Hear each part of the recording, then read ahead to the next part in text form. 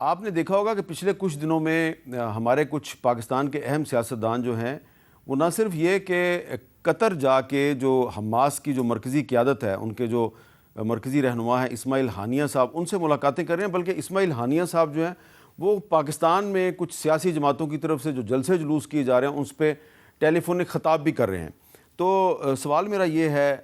گور خان صاحب، آپ کو لگتا ہے کہ اگلے الیکشن میں بہت سے ایشوز ہوں گے، اس میں ایک ایشو یہ بھی ہوگا کہ اسرائیل جو ہے اس نے جو فلسطینیوں پہ ظلم و ستم کیا، تو اس میں پاکستان کی کس پارٹی نے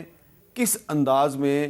کتنے زوردار طریقے سے اسرائیل پہ تنقید کی اور کس نے نہیں کی؟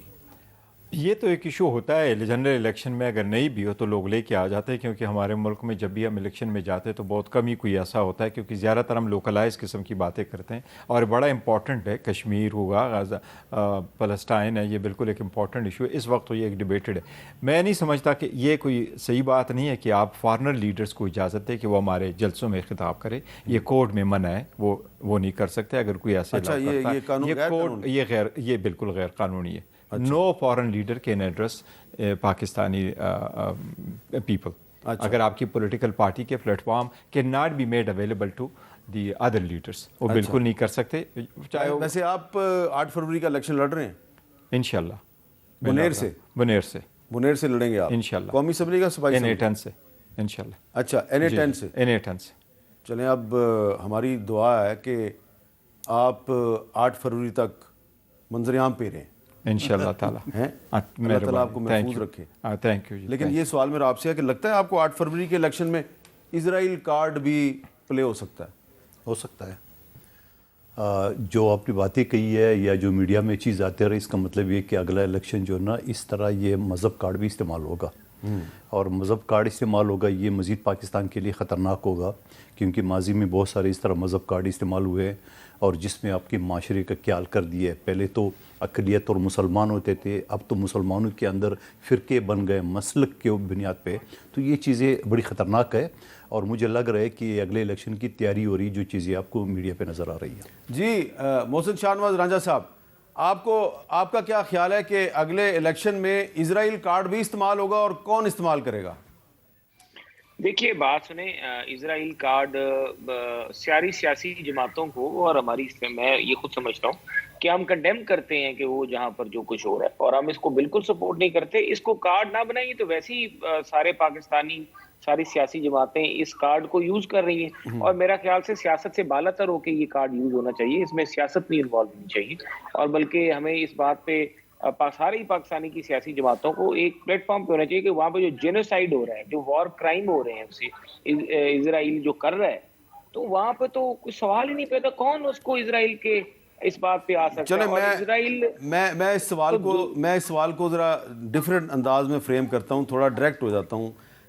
کیا آپ کے خیال میں آئندہ الیکشن میں کسی ایک سیاسی فریق کو کسی دوسرے سیاسی فریق پہ یہ الزام لگانا چاہیے کہ تم یہودی ایجنٹ ہو یا تم اسرائیلی ایجنٹ ہو، اور ہماری لڑائی تو دراصل یہودی ایجنٹوں کے خلاف ہے لڑائی؟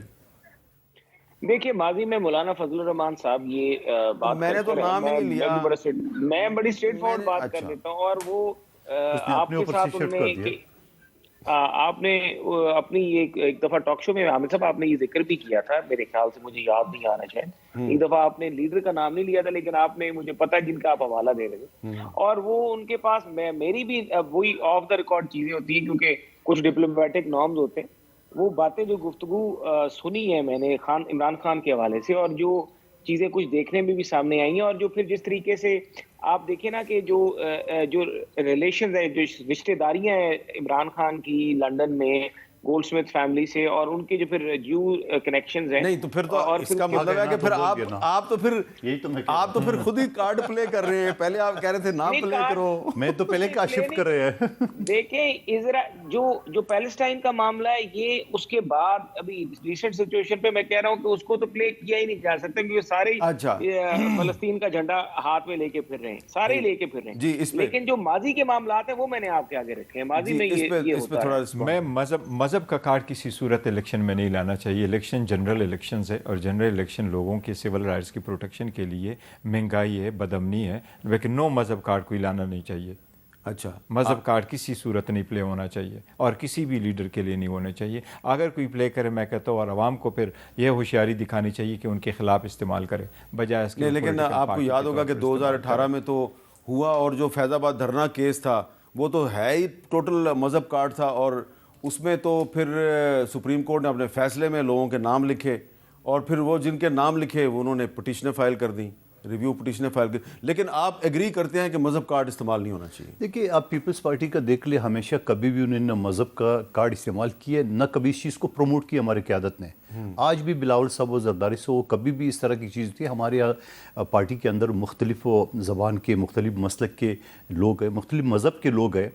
کرسچن, ہندو, سب سے زیادہ ہماری پارٹی میں ہے. کبھی ہمارے اندر یہ چیز ہے نہیں, اور آپ کسی بھی اقلیت سے پوچھیں یا مسلک سے پوچھو آپ کو بتائیں گے کہ پیپلز پارٹی کے اندر یہ چیز کبھی بھی نہ ہم نے کی ہے, نہ کبھی اس چیز کو قیادت اجازت دیتی ہے. چلیں, یہ بڑی اچھی بات کی ہے, بہت بہت شکریہ آپ کا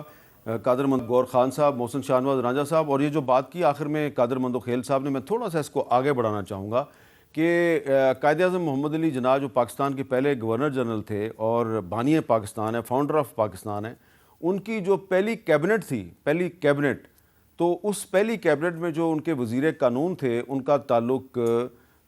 ہندو مذہب کے ساتھ تھا, جوگندر ناتھ منڈل. ان کے پاس صرف وزارت قانون کا پورٹ فولیو نہیں تھا, بلکہ ان کے پاس وزارت امور کشمیر کی ایڈیشنل ذمہ داری بھی جوگندر ناتھ منڈل صاحب کے ساتھ تھی. تو یہ جو ہمارے تینوں مہمان ہیں ان کا اتفاق رائے ہے